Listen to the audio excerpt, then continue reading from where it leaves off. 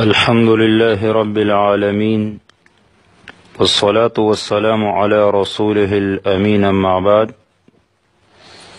یو محترم رور دا تپوس کړي چې د قربانی د ساروی د پاره 2 غاښونه شرط دي یا 2 کال عمر ولا شرط دي.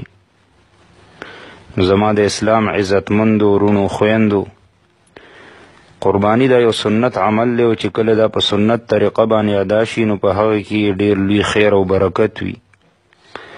دا مسله د علماو ترمنځ محل نزاع ده چې آیا د ساروی د پاره عمر شرط دی 2 کال او کنه 2 غاښونه شرط دي. حدیث کې راځي جابر رضی الله تعالی عنہ فرمای قال قال رسول الله صلی الله علیه وسلم لا تذبحوا الا مسنه.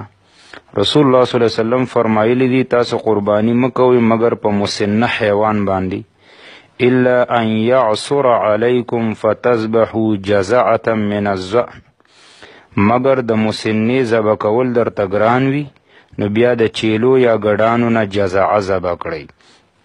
مسلم شریف روایت دی. په دې روایت کې چې دا کوم لفظ مسنه ذکر دی دا لفظ محل نزاع دی د علماو درمیان کې. د مسنې 2 معنی ذکر شوي دي. یو معنی چې ادا کړې دا چې مسنه هغه ساروی ته وایي چې 2 کالې پوره شوي او 3 کال کې د هغه عمر رواني. او 2 معنی دا ده المسنه ما نبتت لها اسنان.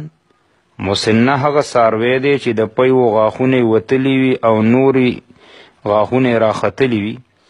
او تقریبا ټولو اهل لغتو دا معنی کړې ده.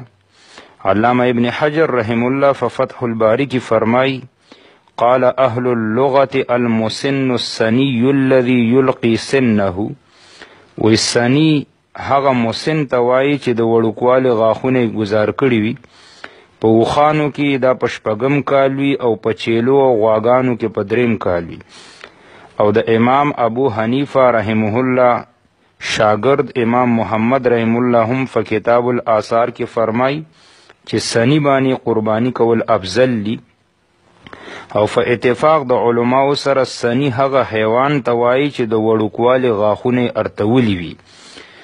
او څنګه چې په حدیث کې مسنه راغلی دی نو دغه رنګ بل حدیث کې تفسیر په سنی سره شوی دی.